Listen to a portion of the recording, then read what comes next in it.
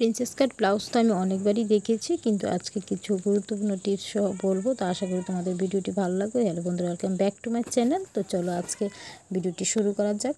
তো এখানে দেখতে পাচ্ছ আমি ব্যাক সাইডটা রেডি করছি। প্রথমে ব্যাক সাইডের জন্য কিন্তু 2 ভাঁজ করে কাপড়টা নিয়ে নিয়েছি। এখানে লম্বা নিয়েছি 1 ইঞ্চি বেশি করে, পুটলানি কিন্তু এখানে আমি 5.5 মতন রেখেছি। তো তারপর দেখো আমিও বগলটা নিয়ে নিচ্ছি। বগল আমি এখানে নিয়ে রাখবো 6 ইঞ্চ। আর এটা একটা 36 সাইজের ব্লাউজ হবে। তো প্রথমে দেখো বডি লাইনটা কী করছি, 4 ভাগের 1 ভাগ নেব। তারপর সাথে কিন্তু এক্সট্রা 2 ইঞ্চি বা 1.5 ইঞ্চি নিতে পারো। আমি কিন্তু এখানে 2 ইঞ্চি রাখবো এক্সট্রা। তো এখানে প্রথমে আমি 4 ভাগের 1 ভাগ, যেহেতু 36 সাইজের তো 9 রেখেছি। 9-এর তারপর এক্সট্রা আরও 2 ইঞ্চি রেখেছি। তো এখান থেকে কিন্তু সেই বডির হিসাব অনুযায়ী কিন্তু এখান থেকে 1/2 ইঞ্চি কম রাখবো। এটা হচ্ছে বডির লাইন। আর তার সাথে কিন্তু এক্সট্রা লাইনটা আমি 2 ইঞ্চি যেটা রেখেছি সেই বরাবর একটা দাগ দিয়ে দিলাম। তো এখানে তারপর আমি কি করছি দেখো, বগলের জন্য এখানে 1 ইঞ্চিতে একটা পয়েন্ট দিয়ে রেখেছি। আর যে মাঝখানে যে বগলটা 6 ইঞ্চি রেখেছি সের মাঝখানে মানে 3-এ একটা দাগ দিয়ে তারপর বগলের শেপটা দিয়ে দিয়েছি। এখন গলা আমি রেখেছি 2 থেকে বেশি রেখেছি, 2.5-এর মতন গলা দিয়েছি। আর গলার নিচটা আমি রেখেছি 10 ইঞ্চি। তো এখান থেকে নিচ থেকে কিন্তু 3 ইঞ্চির মতন রেখেছি। আর বরাবর কিন্তু একটা দাগ দিয়ে দিলাম।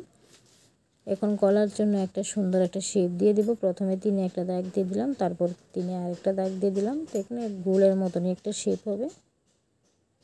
ডিজাইনটাও কিন্তু খুব একটা খারাপ হয় না, সুন্দরই হয়।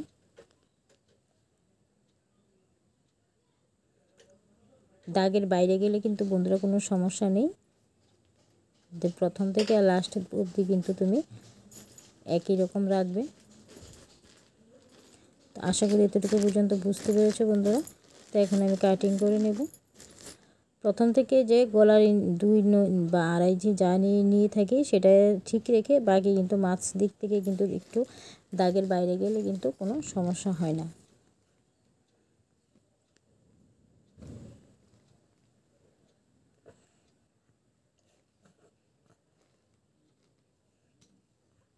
প্রিন্সেস কাট কাটিং করতে গেলে তোমরা দুরকমভাবে করতে পারো। এক তো আমি কাপড়ের উপরে আমি ডাইরেক্ট এখন তো আমি ডাইরেক্ট কাপড়ের উপর করে দেখাচ্ছি, কিন্তু অনেক সময় কিন্তু পেপারও কাটিং করে দেখাই। পেপারে কাটিং করলে বেশি ভালো হয়। পেপারে কাটিং করলে হয় কি, তোমাদের সেলাই মার্জিনের জন্য এক্সট্রা একটু নিতে হয়, সেটা পেপারে কেটে তারপর কিন্তু কাপড়ে কাটিং করলেই ভালো হয়।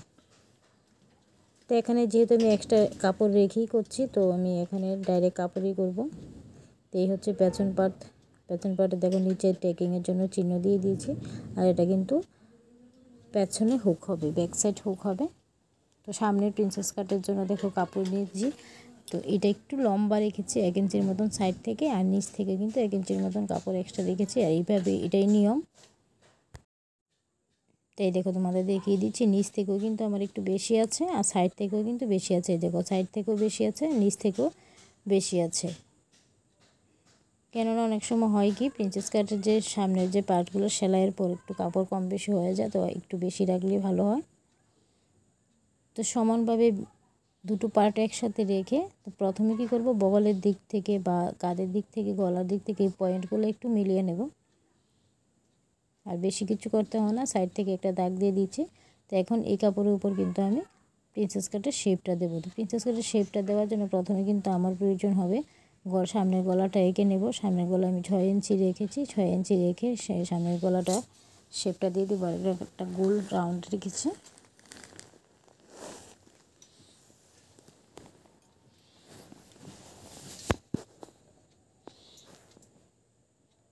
তো এখন আমি বাস্ট পয়েন্টটা নিয়ে নিচ্ছি। তো বাস্ট পয়েন্টের জন্য আমি কিন্তু তোমাদের আগেও বুঝিয়েছি বাস্ট পয়েন্ট কিভাবে বার করবে। তো 4 ভাগের 1 ভাগ সাথে 1 ইঞ্চি। আর যদি বডি সাইজ ছোটো হয়, ছোটো থেকে বডি সাইজটা 34 সাইজ অবধি হয়, 28 থেকে 34 সাইজ হয়, তাহলে 4 ভাগের 1 ভাগ সাথে 1/2 ইঞ্চি এইভাবে নেওয়া হয় বাস্ট পয়েন্ট। তো যেহেতু আমার এটা 36 সাইজ, তো 4 নং 36 মানে 9, সাথে আরও 1 ইঞ্চি মানে 10 ইঞ্চি। তো এটা হলো আমার নিয়ম। তো 10 ইঞ্চি রেখেছি, আর যেহেতু পুট লাইনের জন্য সেখানে সেলাই দিক থেকে আমার হাফ ইঞ্চি চলে যাবে, তো 10.5। তো সেই বরাবর নিচ থেকে দাগ দিয়ে আমি তো পয়েন্ট বার করে নিলাম। এই সোজাসুজি একটা দাগ দেব, আর অপর দিক থেকে কিন্তু 1.5 ইঞ্চিতে একটা দাগ দিয়ে তার উপর থেকে 2 ইঞ্চি একটা পয়েন্ট বের করে নিলাম। আর সবগুলো পয়েন্ট আমি এখন একসাথে মিলিয়ে নিচ্ছি। আর এখান থেকে কিন্তু 5এও দাগ দিতে পারো, 5.5এও দাগ দিতে পারো। আমি এখানে 5এ দাগ দিয়েছি। তো এই 5এর দাগ দেওয়ার সাথে কিন্তু আমি আরও একটা দাগ দিয়েছি। কেন? দুই দিক থেকে আমি হালকা 2 সুতোর মতো নামিয়ে নেব, তাহলে হবে কি বগলের দিকটা কুঁচকিয়ে থাকবে না। এই দেখতে পাচ্ছ, এই যে আমি এখন দাগগুলো দিচ্ছি, এগুলো একটু বেশি করে দিয়ে দিচ্ছি, কারণ এগুলো এতে হয় কি বগলের দিকটা কুঁচকে থাকে না একটু কাপড়টা বাদ দিয়ে দিলে। তো এখন বুঝতে পারছো পয়েন্টের দিকটা ঠিক রেখে সবগুলো পয়েন্ট আমি একসাথে রেখে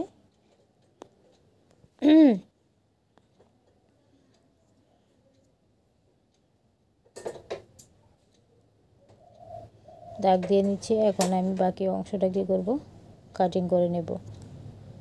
তো বন্ধুরা, আশা করি বুঝতে পেরেছো এতটুকু পর্যন্ত ভিডিওটি। ভিডিও ভালো লাগলে লাইক কমেন্ট অবশ্যই করবে।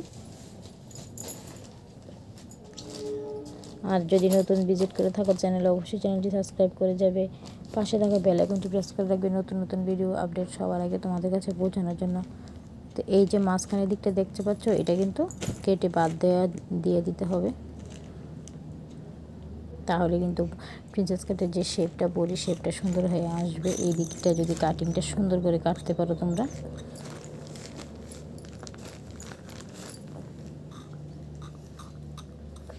আর বগলের দিক থেকে যে এক্সট্রা দাগ দিয়েছি, এই দিকটা একটু বাদ দিয়ে দেবো কেটে।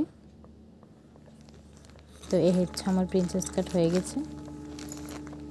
একটু বুঝে কাটিং করলে কিন্তু বন্ধুরা হয়ে যায়, অতটা কঠিন না, আবার না বুঝলে তো কঠিন হবেই। তো আশা করি তোমাদের আমি বুঝাতে পেরেছি। তো এখন হাতা কাটিংয়ের জন্য দেখো কী করছি, বগলের দিকটা এভাবে আমি প্রথমে মাপটা নিয়ে নিচ্ছি। তারপর কিন্তু হাতাটা 4 ভাঁজ করে আমি যে বগলের দিকটা যত নিয়েছি তার থেকে কিন্তু 1 ইঞ্চি এক্সট্রা রাখবো। তো 4 ইঞ্চি ভাঁজ করেছি, আর ভাঁজ দিকটা আমার দিকে আছে। তো এখানে আমার অনেকটা বেশি কাপড় আছে, অতটা আমার প্রয়োজনও নাই। আমার এখানে প্রায় 8 থেকে 2 সুতোর মতন হয়েছে, তো 9 থেকে 2 সুতোর মতনই আমি নেব, এর বেশি আমার প্রয়োজন নাই। তার এর জন্য দেখো লম্বাটা নিয়ে নিচ্ছি। লম্বা কিন্তু আমি উপর থেকে হাফ ইঞ্চি, নিচ থেকে হাফ ইঞ্চি মানে এক্সট্রা বেশি নেব, 1 ইঞ্চি এক্সট্রা নেব। এখান থেকে 4.5 ইঞ্চিতে দাগ দিয়ে কোনাকুনি একটা দাগ দিয়ে দিলাম। তো এই দাগটা হবে না, কারণ হাতার জন্য কিন্তু আমার রাউন্ড শেপ দিতে হয়। তার আগে আমি মোহরির একটা দাগ দিলাম, আর ইহা হচ্ছে মোহরা। এটা হচ্ছে আমার ফিটিং লাইন, মেশিনের সেলাই হবে এই দাগ অনুযায়ী। তো এর সাথে আরও 1.5 ইঞ্চিতে এক্সট্রা করে একটা দাগ দিয়ে দিলাম, সেটা হবে আমার কাটিং লাইন। তো এখন আমি হাতার জন্য শেপটা দিয়ে দিচ্ছি।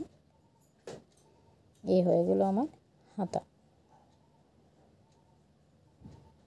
তো এখন আমি হাতা কাটিং করে নিচ্ছি।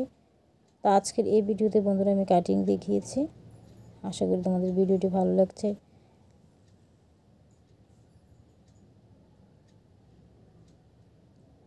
তো দেখা হচ্ছে পরের ভিডিওতে। এখন দেখো তালপাটের জন্য কাটিংটা দিয়ে দিচ্ছি।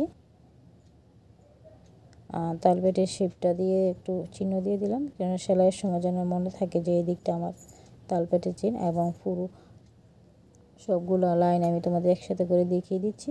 হাতা আর এ হচ্ছে আমার পেছন পার্ট, আর সামনের পার্টের জন্য দেখো প্রিন্সেস কাটের দুটো পার্ট একসাথে রেখে দিচ্ছি।